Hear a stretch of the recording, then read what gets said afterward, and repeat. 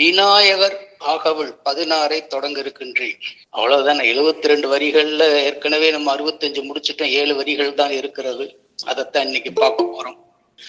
அதுல இன்னைக்கு 7 வரிகள் பார்க்கிறோம். 66, 67, 68, 69, 70, 71.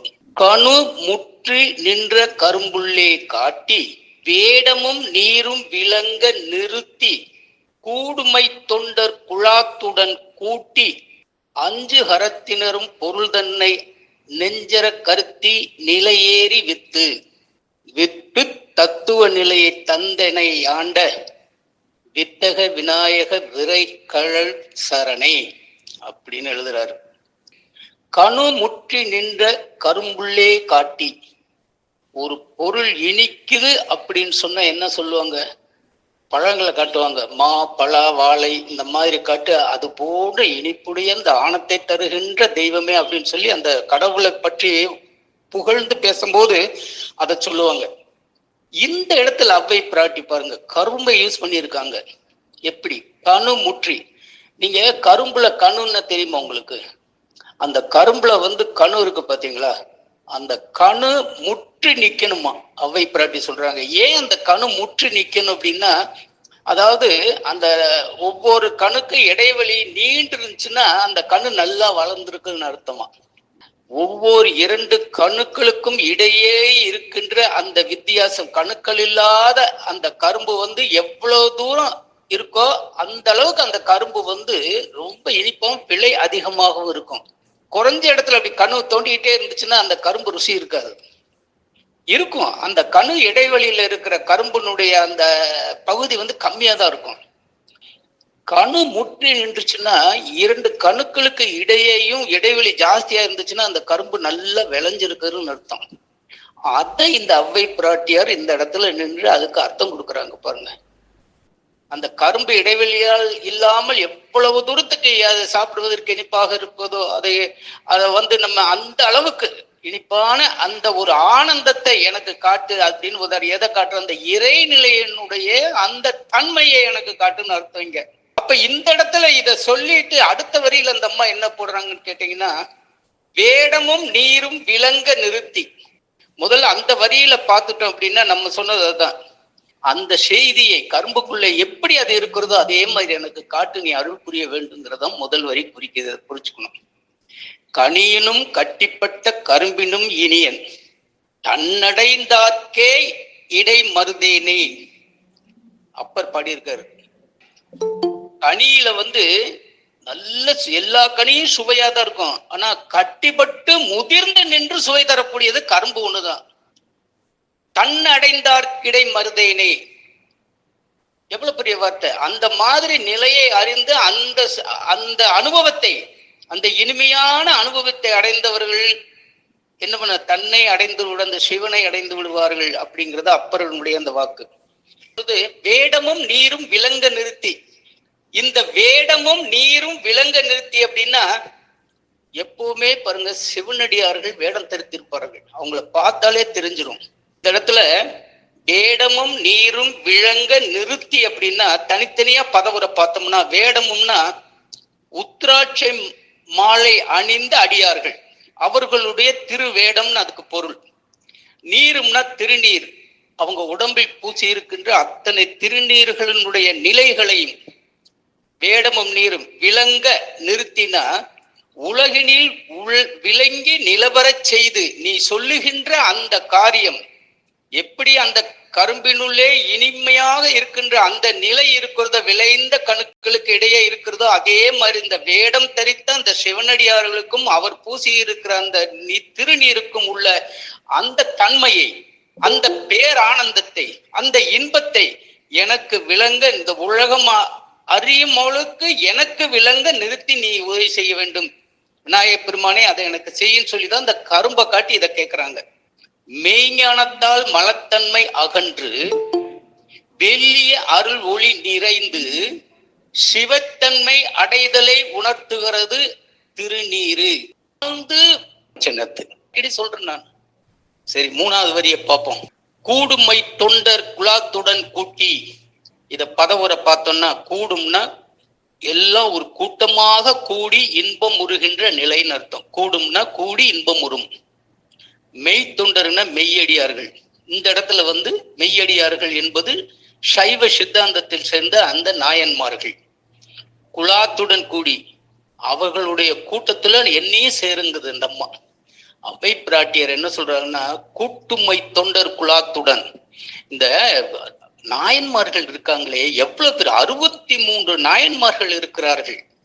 63 நாயன்மார்கள் சேக்கலால் எழுதுனதுல. அந்த மாதிரி அந்த தொண்டர்கள் கூடுகிற அந்த கூடி மொய்த்து கொண்டு இருக்கிறாங்களே, சிவனுடைய அந்த சிவகதி அடைந்த அந்த சிவபோதம் கொண்டு சிந்தனையுற்று சிவகதியிலே இருக்கின்ற அந்த மெய் தொண்டர் அப்படிங்கும்போது நாயன்மார்கள். அந்த கூட்டத்துல என்னை கூட்டி அதுல ஒண்ணு சேர்த்துங்குது இந்த அம்மா. மெய் தொண்டர்கள் எனப்படுவோர்கள் யார்? ஈதல் செய்ய செல்வமொடு பிறந்தோர், தேசுடு திகழ்ந்தோர், கல்வியில் சிறந்தோர், கடும் திரள் மிகுந்தோர். கடும் திறனா மிகுந்த திறமை பெற்றவர்கள். கொடையில் பொழிந்தோர்னா கொடுக்கின்றதில் சிறந்து விளங்குகின்றவர்கள். படையில் சிறந்தோர், குலத்தில் உயர்ந்தோர், நலத்தினில் வந்தோர். இவர்கள் எல்லாம் மெய்த்தொண்டர்கள் என கொள்ளலாம் என்று சைவ சித்தாந்தம் சொல்லுது. அணையர் அப்படின்னா அவங்களோடு சேர்ந்தவர்கள். இந்த கூட்டத்துல என்ன சேர்த்துங்குது அந்த அம்மா. நாயன்மார்கள் கூடுமை தொண்டர் குலாத்துடன் குட்டி. இவ்வளவு சொல்றே முதல்ல என்ன ஒண்ணுன்னா சொல்லிட்டே வருது பாருங்க. முதல்ல கரும்புல கணுக்களுக்கு நல்ல முதிர்ந்த கணு நிறைய இன்பமா இருக்கிற மாதிரி அந்த வேடமும் திருநீரும் அது அதனுடைய அமைப்பு அதனுடைய இதை விளங்க எனக்கு சொல்லிட்டு, என்னைய நீ நாயன்மார்களை கூடுமை தொண்டர் குலாத்துடன் கூட்டிங்கிறது இந்த நாயன்மார்களோட, அத சிவத்தொண்டர்கள் எப்படி கூடி இருந்து எல்லாத்தையும் செய்கின்றார்களோ அவர்களோடு என்னை சேர்த்து அந்த கூட்டத்தில் என்னை சேர் அப்படிங்கிறது. அதான் அதனுடைய இது. 4வது லைன் பாக்குறோம். அஞ்ச கரத்தின் அரும்பொருள் தன்னை. பதவுரை பார்ப்போம். அஞ்ச கரத்தின்னா 5 அந்த கரத்தின் அர்த்தம்.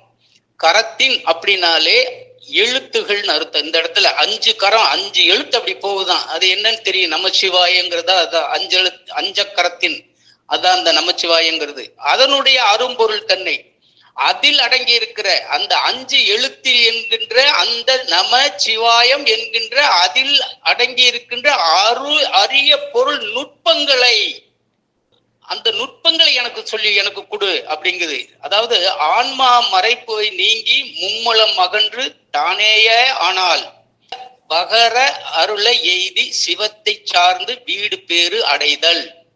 எப்பவுமே இந்த 5 எழுத்து இருக்கு பாத்தீங்களா, 5 கரம் நுட்பம்னு பேருது. இந்த 5 கரத்தின் சொல்றாங்கல்ல, அந்த 5 கரத்தின் என்பது 5 கர நுட்பம்ங்கிறது சைவ சித்தாந்தம். அது என்ன 5 கரம் நுட்பம்? ஆன்மா மறைப்பு நீங்கணும், மும்மலம் அகன்றணும். அப்படி அகன்று தானாக அந்த நிலையில் நின்றால் அவர்கள் அருளை எய்தி சிவம் சார்ந்து வீடு பேர் அடைவார்களாம். அதுதான் 5 கரம் நுட்பம்னு பேரு. அப்படி அந்த 5 கர நுட்பத்தை பத்தி தான் ஒரு திருமந்திரம் ஒரு பாட்டை சொல்லுது பாருங்க. சிவாய நமயன சித்தம் உருக்கி அவாயம் அறவே அடிமையை தாக்கி சிவாய சிவ சிவ என்றென்றே சிந்தை அவாயம் கெட நிற்க ஆனந்தமாமே. அருமையானது. இதுக்கு இந்த பாடலுக்கு தலைப்புல சைவ சித்தாந்தத்துல என்ன கொடுத்தீங்கன்னா அதிசூட்சும பஞ்சாட்சரங்கிற மந்திரம் ஆயுது. இதுக்கு பொருள் என்னன்னு கேட்டீங்கன்னா, திட மனத்துடன் சிவாய நம என சபதம் செய்து காம இச்சைகளை அறுத்து எரிந்து தன்னுள்ள சர்வமயமாய் விளங்கும் சிவனை சரணடைந்து சிவ சிவ என சொல்லி தன்னுள் உள்நோக்கி மரண பயம் இல்லாமல் மரண பயம் அற்று உண்மை அழகு கொண்டன் என சிவன் என்னும் நினைவை மனதில் கொண்டால் சச்சிதானந்த நிலையை அடையலாங்கிறது இந்த பாட்டினுடைய அர்த்தம். அது அதாவது இதுல ஒரு அரும் பொருள் இருக்குங்க. அந்த அம்மா சொன்ன மாதிரி இந்த 5 கரத்தினுடைய அரும் பொருள் என்னன்னு கேட்டீங்கன்னா அதான் முக்கியம் இந்த இடத்துல. அது சிவாய நம என்று சொல்றோம் அந்த 5 எழுத்து. அதுல அரும் பொருள் என்னன்னா, சிவாய என உள்ளிழுத்து நிறுத்தி மூச்சை நீங்க சிவயோகன் இது பார்த்திருக்கீங்களா? அதாவது நமச்சிவாயங்கிறது சில நேரங்கள்ல அந்த பிராணாயாம தத்துவத்திலேயே அதை கொண்டு வருவாங்க அவங்க. வாஷி யோகம்னு பேர். அது அந்த வாஷி யோகங்கிறத திருப்பி போட்டிருக்குங்க, சிவயோகம்னு வரும். இப்ப சிவாய என மூச்சை உள்ளிழுத்து நிறுத்தி நம என வெளியிட்டு அல்லது சிவாய என உயிர்ப்பைன பிராணன மூச்சை வாங்கி சிவ என வெளிவிடு. பல நாள் பயிற்சி இதை போல் செய்தால் இதய துடிப்பில் ஒரு ஆனந்தம். அதை உணர்ந்து பல நாள் பயிற்சியில் செய்து விட்டீர்களானால் உங்களுடைய குண்டலினி என்பது இயல்பாக தானே மேலெழும். இதுதாங்க விளக்கம், அருமையான விளக்கம், அரும்பொருள். இதுக்குள்ள அதாவது அந்த அஞ்சுகரத்தின் அப்படி இந்த சிவாய நம என்று சொல்லி அந்த பிராணாயாமத்தை முறைப்படி நீ செய்தால் அதில் இருக்கிற அரும்பொருள் இதுதான். அந்த அரும்பொருள் எனக்கு செய்து கொடுங்கிறார். அதாவது அப்படி செய்தீர்களானால் அந்த குண்டலினி சக்தி என்பது இயல்பாக தானாக மேலெழுந்து 6 ஆதார சக்கரங்களை அடைந்து சகசிராரம், சாரும்னா என்ன, தலை வச்சுக்க இந்த 1000 தாமரை இதழ்கள் மாதிரி விரிந்து நிக்குது பாரு. எப்பவுமே நம்மளுடைய மூளையானது மொட்டு மாதிரி தாங்க இருக்கும். எப்பொழுது குண்டலினி சக்தியை மூலாதாரத்திலிருந்து இழுத்து சுழுமுனை நாடி வழியாக மேலே கொண்டு போய் இந்த கடைசி இடமாகி அந்த துரிய சக்கரத்தில் அந்த அந்த மண்டையோட்டின் உள்பகுதியில் ஒட்டி அந்த துரிய சக்கரம் பீனியல் பாடியில நீங்க நிறுத்தும் பொழுது அங்கதாங்க அந்த மூளையானது மொட்டு மாதிரி இருந்த மூளையானது அப்படியே கம்ப்ளீட் 1000 இதழ் தாமரை மாதிரி அப்படியே மலர்ந்து நிக்குமா. அதுக்கு தாங்க சகசிராரம் பேரு. அந்த நிலையை சாருமா அதுதான் அரும்பொருள். அதன் பின் ஞானவின் நாதம் கேட்குமா. அந்த ஏற்கனவே நான் சொல்லியிருக்கேன். அந்த சகசிராரம் சாருகின்ற அந்த நிலையில் அதன் பின் தான் ஞானவின் நாதம் கேட்கும். 3 சுடர்கள் பிரகாசமாய் ஒளிரும் அந்த இடத்துல. மலமெல்லாம் நிர்மலமான நிலை எது அப்படிங்கிற எல்லா மலமும் ஒளிந்து அற்று போய் வேருடன் அறுத்து நிற்கின்ற அந்த நிலை அதுதான் அரும்பொருள் அப்படிங்கிறது. இந்த அம்மா 5 கரத்துல 5 கரத்தால் என்று நமச்சிவாயா என்று சொல்லப்படுகின்ற அந்த சொற்களின் அந்த எழுத்துக்களின் படி அதில் அமைந்திருக்கிற அந்த ரகசியம் தான் அந்த அரும்பொருள். அந்த அரும்பொருள் தன்னை எனக்கு எப்படி கொண்டு போறங்க நுட்பங்களை என்னுள் புகுத்தி நிலைநிறுத்தி என விநாயக பெருமாளிடம் அவ்வை பிராட்டியார்கள் விநாயகர் அகவல் பாடல் மூலமாக கேட்கிறார். 5வது வரி பார்ப்போம். நெஞ்ச கரத்தின் நிலை அறிவித்து, பதவுரை நெஞ்ச கருத்தின மனதில் உணர்வு கொண்டு, நிலை அறிவித்தின நிலை பெரும்படி உணரவித்து, மனத்தின் கண் தோன்றும் உணர்வுகள் அனைத்தும் நமச்சிவாயம் என்னும் அஞ்செழுத்தே நெஞ்சக்கருத்தாக அது அமைந்து விடும் நிலையை எனக்கு தெரிவித்து அருள் செய் விநாயக பெருமானே அப்படிங்கிறார் அவ்வை. மீண்டும் மூலாதாரத்தில் ஒளி எழுப்பி குண்டலினியை இந்த இடத்துல குண்டலினிங்கும் போது நம்ம என்ன பண்ணிருக்கோம்னா குண்டம் பிளஸ் அலின்னு தான் பேசியிருப்போம். ஆனா சில சித்தர்கள் இந்த திருமந்திரத்துல எழுதும் போது குண்டம் பிளஸ் ஒளிம்பாங்க. குண்டம் என்ப அந்த ஒளி தான், அது அழி இல்ல ஒளிங்கிறாங்க அவங்க. குண்டம் பிளஸ் ஒளி, அந்த மூலாதாரத்தில் எழுப்புகின்ற அந்த சப்தம் தான் ஒளிதான். மீண்டும் சிரம் சென்றடையும் நேரம் நமச்சிவாயா என்று பஞ்சாட்சரங்களை பிரகாசித்து பிரம்ம நிலையை அமர்ந்து நிற்கும். எப்படிப்பட்ட பாடு பாருங்க 5வது பாடல். இது 71வது வரி. தத்துவ நிலையை தந்தனை ஆண்டு. பதவுரை தத்துவம்னா உள்ள பொருளை பற்றி பேசுவது. அதுதான் பதவுரையில தத்துவம் என்பது உள்ள பொருளை பற்றி பேசுவது. நிலை என்பது நிலையான பொருளை, அதாவது நிலையான பொருள் என்ன, வீடு பேற்றை அடைவதற்கு தான் நிலையான பொருள் பெறு. தத்துவ நிலையை தந்து உண்மை நிலையான சிவபோகத்தை எனக்கு நுகரச் செய்து என்னையாண்ட என்னை அடிமையாக்கி கொண்டு அருளிய விநாயக பெருமானே. தந்துன்னா உபதேசித்து, என்னைன்னா சிறுமையுடையவனாக என்னைன்னு அர்த்தம். கடைசி வரி பார்ப்போம். வித்தக விநாயக விரைகழல் சரணே. வித்தகன்னா பல வித்தைகள் கற்று மேம்பாடு உடையவரே. விநாயக கடவுளே. விரைகள்னா வீரக்கழல் என்கின்ற அந்த ஒரு நகையை அணிந்த திருவடிகளே சரண். அப்படிப்பட்ட அந்த திருவடிகளையே எனக்கு புகலிடமாக இருக்கட்டும் அப்படின்னு இந்த விநாயக பெருமான், இந்த விநாயகரவல்ல விநாயக பெருமானை இந்த அம்மா வேண்டுகிறது. இதுல என்னன்னு கேட்டீங்க அப்படின்னா, மொத்தமா நல்லா பார்த்துட்டோம்னா இந்த 72 வரிகளினுடைய, அதாவது அதுல கடைசி இருக்கிற அந்த 7 வரிகளுக்கு 14வது பிரிவினுடைய 7 வரிகளுக்கு மொத்த கருவான அந்த பொருள் என்னன்னு கேட்டீங்கன்னா, கரும்பின் கணுக்கள் நன்றாக விளைந்து முற்றிய நிலையில் சுவை இன்பமாக உள்ளது போல பேரானந்தமாக திகழும் சிவபரம் பொருளின் தத்துவத்தை நன்றாக தெளிவாக விளங்கும்படி காட்டி அவரின் திருவேடமும் திருநீரும் சிறந்த பொலிவுறும் என்பதை நிலை நிறுத்தி சிறந்து விளங்கும் நாயன்மார்கள் கூட்டத்தில் என்னையும் கூட்டுவிக்க செய்து பஞ்சாட்சர மந்திரத்தின் அரிய உட்கருத்தினை என் நெஞ்சத்தில் நிலை நிறுத்தி தெளிவுற அறிவித்தும் அதன் தத்துவங்களை தந்தும் உண்மை நிலையான சிவபோகத்தை நுகரச் செய்து என்னை அடிமையாக கொண்டும் ஆட்கொண்டும் அருள் புரியும் மேம்பாடுடைய விநாயக பெருமானனே,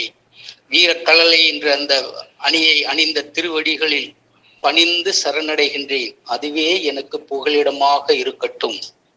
இதுதான் இந்த கடைசியா நம்ம சொல்லுகின்ற அந்த விநாயகர் அவர்களுடைய கடைசி வரிகளை நம்ம முடிச்சு நிறைவு பெற்றுட்டோம்.